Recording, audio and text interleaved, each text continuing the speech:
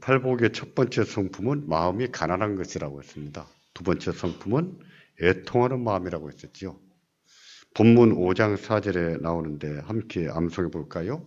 애통하는 자는 복이 있나니 저희가 위로를 받을 것이니. 다 보고 하시면서 암송하십니까? 다시 한번 할까요?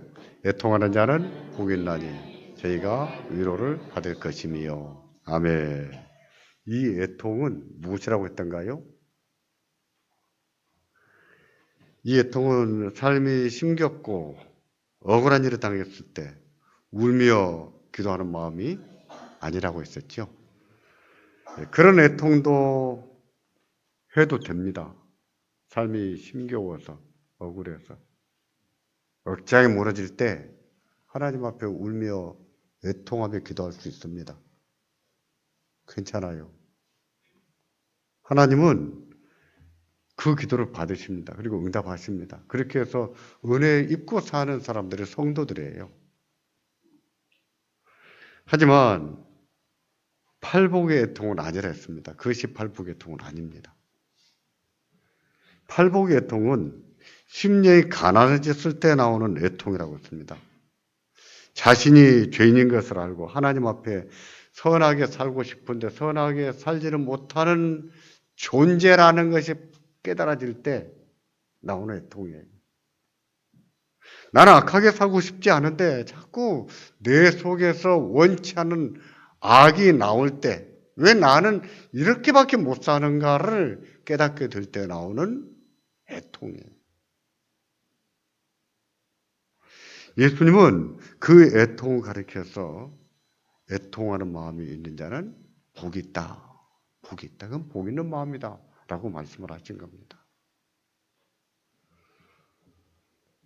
로마서 7장과 8장에 보면 이런 사실을 잘 말씀하고 있는데요. 7장 24절에 보시면 바울 사도는 그런 경험 끝에 이렇게 고백을 합니다.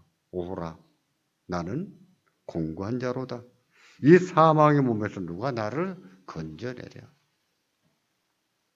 공고하다는 말은 비참하다는 뜻입니다. 예수를 믿는다고 하는 내가 이렇게밖에 살지 못하다는 것을 생각하면 자기 자신을 볼 때 비참한 거예요. 얼마나 비참한지 그 몸은 사망의 몸이다 그랬습니다. 죽을 몸이라는 것이죠. 죽고 싶을 지경이라는 겁니다. 우리가 거듭난 자라면요, 우리가 이런 존재라는 것을 알아야 됩니다. 이런 존재를 인정하고 살아야 돼요. 그리고 이런 애통이 나와야 돼요. 비애감에서 나오는 애통입니다. 그런 비애감이 들 때 그런 애통이 터져 나와야 되는 거예요.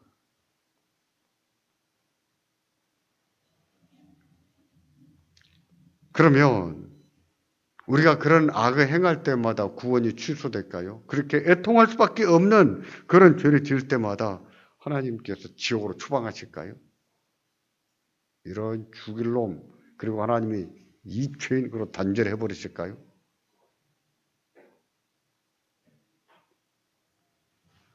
하나님은 그렇게 하지 않으십니다. 우리는 정말 못나게 행동하고 못난 짓을 할 때가 있지만 그렇다고 해서 하나님이 쫓아내질 않으세요. 그렇지 않게 로마서 8장 1절과 2절에 보면 이 비통해하고 비참해하는 우리 자신에 대해서 이렇게 말씀을 합니다. 같이 보실까요? 그러므로 이제 그리스도 예수 안에 있는 자에게는 결코 정죄함이 없나니 이는 그리스도 예수 안에 있는 생명의 성령의 법이 죄와 사망의 법에서 너를 해방하였습니다.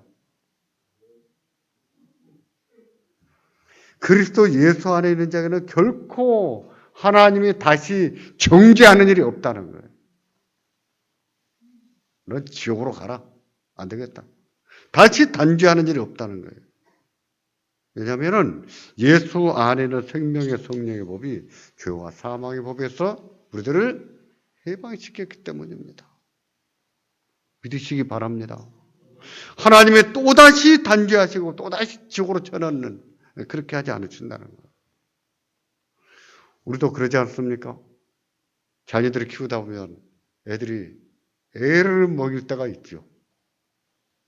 저놈 자식이 왜 태어나가지고 나를 이렇게 괴롭히나 싶을 때가 있죠. 그냥 집을 좀 나가버렸으면 좋을 때가 싶을 때가 있을 수 있겠죠. 아무리 그래도 이놈아 나가라! 이런 말은 절대로 하면 안 됩니다. 진짜 나가보세요. 엄마가 또 찾으러 다니려면 그것도 애먹는 일입니다. 절대 하면 안 되는 말 중에 하나예요. 우리는 그런 마음이 치솟아 올라도 참고 살잖아요. 그래도 내 자식인데. 그래도 내 자식이에요. 하나님도 그러신다는 거예요. 우리가 그렇게 못난 짓을 할 때가 있지만 그렇다고 해서 이놈아 나가라. 지옥으로 가라. 그러지 않으신다는 거예요. 로마서 8장 31절부터 39절까지 보면요. 여러 번의 반문이 나옵니다. 살펴보실까요? 31절에 보시면 만일 하나님이 우리를 위하시면 누가 우리를 대적하리요? 라고 말씀을 합니다. 누가 대적하겠습니까? 하나님이 위하시는데. 33절은 이렇게 말합니다. 누가 하나님의 택하신 자들을 송사하리요? 누가 하나님의 자녀들을 저놈은 지옥에 보내야 된다고 누가 송사하겠냐 말입니다. 34절 보시면 의롭다 하신 이는 하나님이신 누가 정죄하리요? 라고 묻습니다. 하나님이 의롭다고 하신데 누가 정죄하겠냐 말이에요. 35절은 또 이렇게 말합니다. 누가 우리를 그리스도의 사랑에서 끊으리요? 누가 하나님의 사랑에서 우리들을 끊어낼 수가 있냐 이 말입니다. 우리가 못난 짓을 할 때가 있지만 우리가 원치 않는 악을 행할 때가 있지만 그렇다고 해서 누가 하나님의 사랑에서 우리들을 끊어버릴 수가 있겠냐 말입니다. 그럴 수가 없다는 것이죠.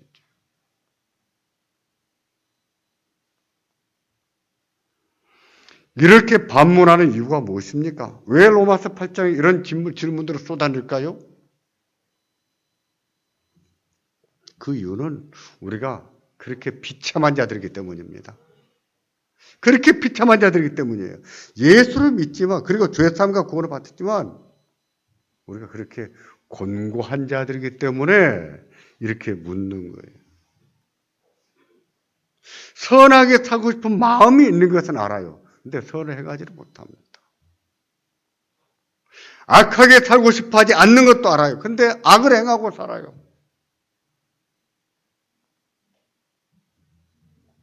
우리가 그런 존재이지만 그렇다고 해서 하나님이 우리들을 또다시 정죄하고 또다시 추방하지는 않으신다는 겁니다.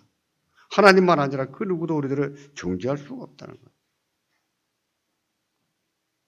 우리가 그런 존재이지만 그 누구도 하나님의 사랑에서 끊어버릴 수가 없다는 겁니다. 우리가 그런 존재라는 거예요. 그래서 로마서 8장 39절을 보면 결론적으로 이렇게 말합니다. 다 같이 보겠습니다. 높음이나 깊음이나 다른 아무 피조물이라도 우리를 우리 주 그리스도 예수 안에 있는 하나님의 사랑에서 끊을 수 없으리라. 믿으십니까? 그 무엇도 우리들은 하나님의 사랑에서 끊어버릴 수가 없어요. 애들이 말 좀 안 듣는다고 지나가는 옆집 아주머니 하는 말, 저놈 가만두면 안 돼. 저채 더 때려야 돼. 야, 쫓아내, 밥 주지 말고. 그러면 그런 말을 들을 때 여러분은 기분 좋으시겠어요? 어찌 됩니까? 오히려 화가 누구한테로 갑니까? 그 아주머니한테로 가죠.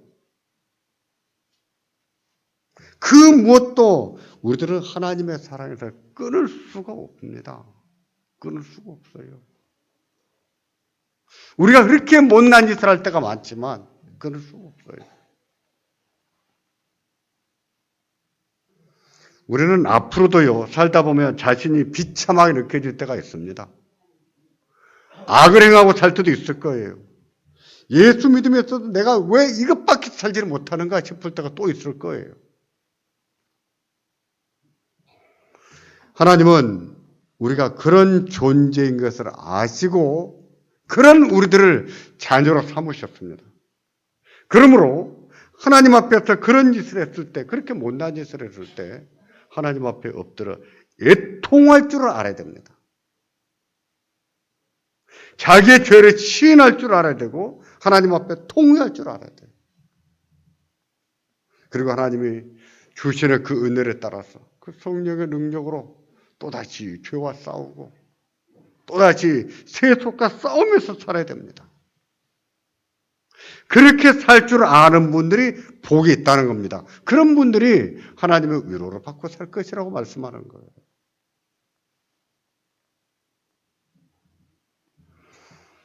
하나님의 사랑을 알지 못하는 사람들은 그런 비참함을 경험할 때 하나님을 떠나기도 합니다. 뭐 예수를 믿으나 안 믿으나 자기를 볼 때 다를 바가 없거든요.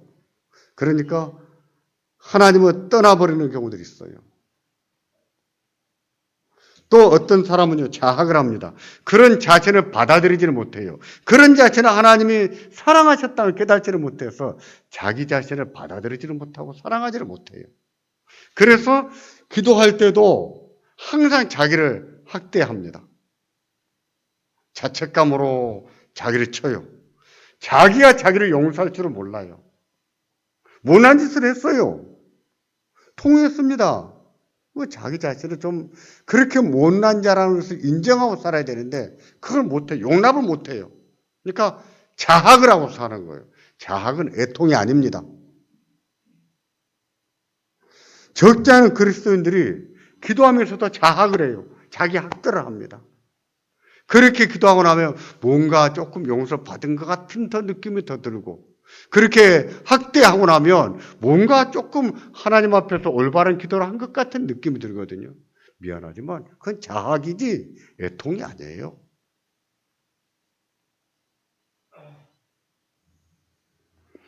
하나님 앞에서 애통이 무엇인지 아는 사람은요. 하나님이 그런 자신을 받아들이시고 사랑하신다는 것을 인정합니다. 그리고 자기가 자기를 받아들이고 살아요. 인정하고 살아요. 그런 자신을 사랑하는 법을 압니다. 그리고 하나님이 부어주시는 성령을 의지해서 사는 거예요. 성령의 능력에 의지해서 사는 거예요. 그 능력으로 열매도 맺고 삽니다.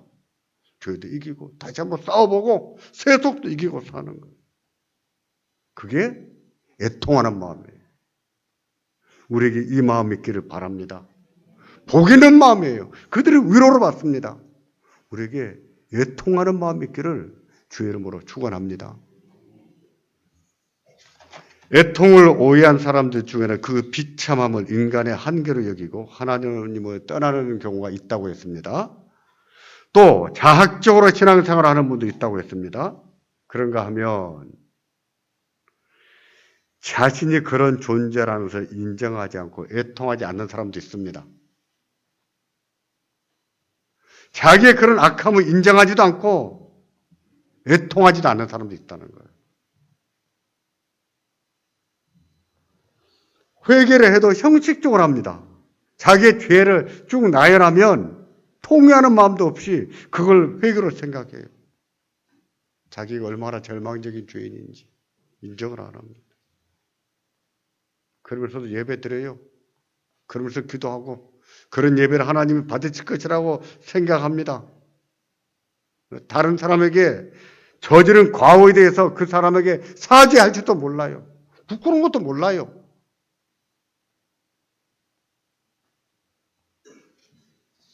이런 사람은 형식적인 그리스도인입니다. 거듭난 그리스도인이 아니에요.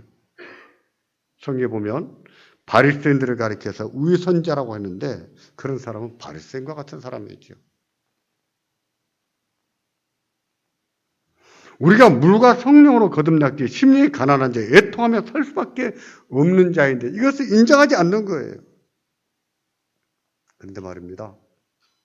예수님께서는 그런 자들에 대해서 경고하셨어요.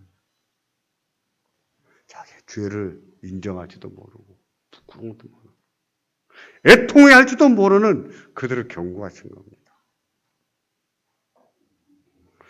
누가복음 6장을 보시면 그 경고가 나옵니다. 이때는 예수님이 산이 아니라 평지에서 산상복음을 가르치셨어요. 예수님께서는 그때도 가난한 자가 복이 있다라고 말씀하셨고, 이제는 우는 자가 복이 있다라고도 말씀하셨어요. 여기서 우는 자는 애통하는 자를 말합니다. 그리고 누가복음 6장 25절을 보시면 이렇게 경고하십니다. 같이 보겠습니다. 화 있을지인저 너희 이제 배부른 자여 너희는 주르리로다. 화 있을지인저 너희 이제 웃는 자여 너희가 애통하며 울리로다. 이 말씀은 바리새인들에게 하신 말씀이에요. 그들은 심령이 가난한 것을 모릅니다. 애통할 줄은 몰라요. 그들에게 화가 있다고 했습니다. 그들의 심령이 가난하기는커녕 우리는 배부르다. 나 부족함이 없다. 먹을 것도 있고 입을 것도 있고 앞으로도 죽을 때까지 쓸 만한 돈도 있고 나는 걱정도 없다. 그러기에 이들의 마음에는 하나님을 찾는 마음도 없고 두려워하는 마음도 없습니다. 육신의 삶이 넉넉하다고 자기는 배부른 사람으로 생각하는 거예요. 마음이 배부르다는 거죠.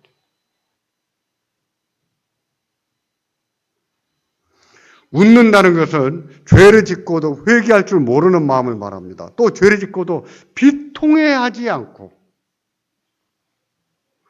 악을 행하고도 애통하는 마음이 없는 것을 말합니다. 부끄러운 것도 모르고 죄를 짓고도 키득키득 웃습니다.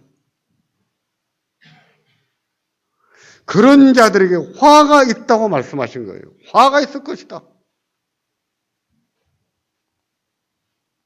그렇게 애통할 줄 모르는 자에게는 화가 있다고 하신 거예요. 화가 있다는 말은 감탄사이지만 이것은 슬프다는 뜻이고 불행하다는 뜻입니다.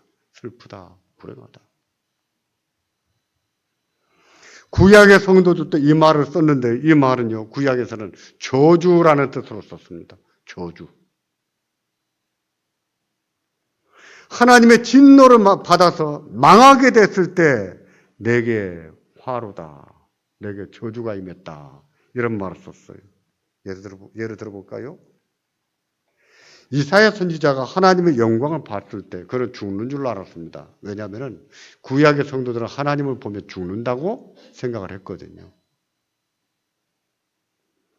그래서 이사야 6장 5절을 보시면 이렇게 말합니다. 그때에 내가 말하되 하나님의 영광을 보고 말합니다. 화로다 나여 망하게 되었도다. 자기가 하나님의 영광을 봤으니 이제 죽게 됐다는 거예요. 죽게 된 것을 보고 뭐라고 했어요? 화로다 이렇게 말했어요. 나여. 이처럼 하나님의 징계를 당하거나 심판을 당해서 망하게 되었을 때 화가 있다는 말을 쓴 것입니다. 따라서 자신의 악을 보면서도 애통할 줄 모르고 웃는 자들에게 화가 있을 것이다 라고 말씀하신 것은 그들에게 심판이 있다는 뜻이죠. 하나님의 심판이 있다는 뜻이에요. 그러므로 우리가 거듭난 자라면 우리 안에 계시는 성령 하나님께서 죄를 지을 때마다 죄를 깨닫게 하십니다. 자꾸 죄를 생각나게 말합니다. 그거 회개하라고 다그치세요. 성령 하나님은 우리 안에 거하시면서 하시는 일이에요. 그 타락한 본성과 그 무력함을 고집을 부리지 말고 하나님 앞에 엎드려 회개하고 애통할 것을 성령 하나님이 감하시고 도전하십니다. 그때 고집을 부리지 말으셔야 돼요. 그때 하나님 앞에 무릎을 꿇어야 됩니다. 애통할 줄 알아야 돼요. 자기의 못난 모습을 보면서 자기가 얼마나 비참한가를 깨닫고 하나님 앞에 무릎을 꿇고 애통하며 회개할 줄 알아야 된단 말입니다.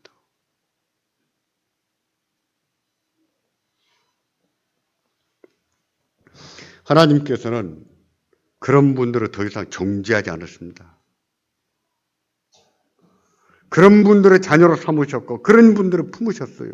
그렇게밖에 살지 못하지만 그런 마음속에 성령을 부어주셔서 실패했지만 또다시 이렇게 세우세요. 내주하시면서 도전하시고 깨닫게 하시고 다시 한번 죄와 싸워볼 수 있는 용기를 주십니다. 그 죄를 이기고 살게 하시고 세속도 이기며 살게 하시는 거예요. 그리스도인은 그 은혜로 사는 자들입니다. 자기의 열정과 노력과 의지를 가지고 믿음 생활하는 것이 아니라 자기는 무력하지만 나는 무력하지만 하나님이 부어주시는 은혜, 성령의 능력을 가지고 말씀을 따라 사는 사람들이 그리스도인이에요. 그러니 애통할 줄 아는 것이 얼마나 중요합니까? 복 있는 마음이에요. 우리는 다윗을 성군이라고 합니다. 그렇게 불릴 만큼 그런 거룩한 군주였어요. 하나님께서도 그를 얼마나 기쁘게 여기셨던지 내 마음에 합한 자라 이렇게도 말씀하셨습니다. 생각해보세요. 하나님 마음에 합한 자랍니다. 도대체 얼마나 기뻐하셨으면 그렇게 말씀하셨겠습니까? 그런데 그도 죄인이었습니다. 악을 행하고 사는 죄인이었어요. 어떤 유혹 앞에 유혹을 이겨내지 못하고 훅 가버린 죄인이었어요. 악인이었어요. 요즘 미투 나도 당했다 운동이 일어나고 있습니다. 더 많이 일어나야 됩니다. 많이 늦었습니다. 하지만 그렇게 해서 악을 행하던 자들의 악이 드러나야 돼요. 그래야 사회가 밝아집니다. 맑아져요. 사회가 정화되는 거예요. 우리 남자들도요, 이런 기회를 통해서 좀 여성들을 대하는 태도를 바꿔야 됩니다. 회사에서나 어디에서나 자기가 더 높은 위치에 있을지라도 여성들에 대해서 좀 예의를 갖추고 정중하게 깨끗한 마음을 가지고 대하는 법을 배우셔야 돼요. 우리 사회는요, 이게 너무 부족해요.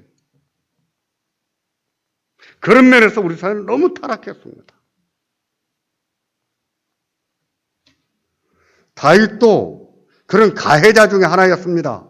자기를 위해서 하나님 백성들을 위해서 전쟁터에 나가서 목숨 걸고 달던 부하 장군의 아내를 건드렸거든요. 대개 이런 짓을 하면요, 양심이 마비가 됩니다. 처음에는 죄책감에 시달려요. 양심의 가책도 받습니다. 그런데 조금 시간이 지나면 자꾸 합리화시키죠. 합리화시키고. 가책이나 양심의 아픔을 겪지 않아요. 양심의 가책이 무뎌져 버립니다. 기도를 해도요, 합리화시키는 기도를 해요. 가책을 덜 받는 쪽으로 기도합니다. 하나님 말씀을 듣거나 할더라도 자꾸 그 말씀을 합리화시키는 쪽으로 이용을 해요. 그래서 회개하지도 않고 애통하지도 않는 겁니다. 다윗도 그랬습니다. 한동안 자기 죄를 감추기에 급급했지 하나님 앞에 솔직하게 인정하지 않았어요. 애통하지 않는 거예요. 시간이 얼마나 흘러가는데 애통할 줄은 모릅니다. 회개할 줄은 모릅니다. 하지만 하나님께서 보내신 나단 선지자가 당신이 그 성폭행범이요, 당신이 그 살인자요 라는 말을 들었을 때 그때서야 깨닫습니다. 그때서야 정신이 드는 거예요.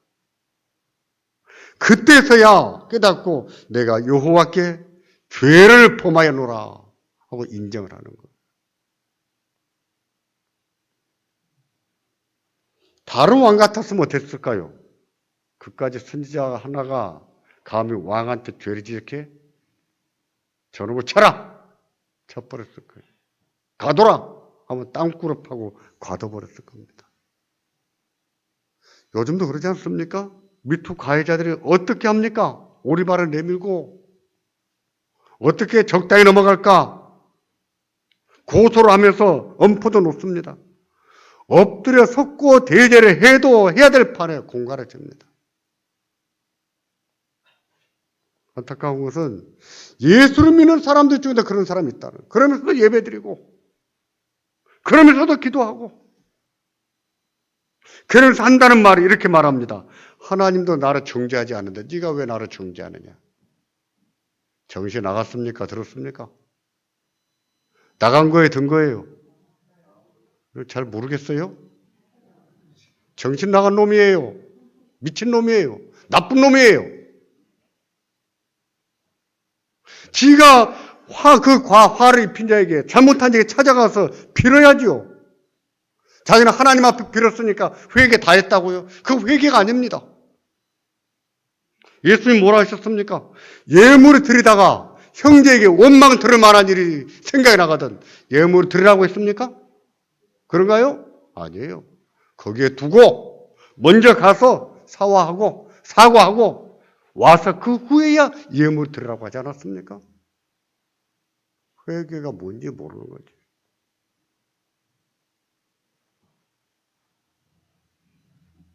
이처럼 회개할 기회가 와도 회개할지를 못하고 자기 죄를 인정하지 않고 애통하지 않는단 말이에요. 불행한 거지요. 불행한 겁니다. 그래서 그런 자들에게 화가 있을 것을 경고하신 겁니다.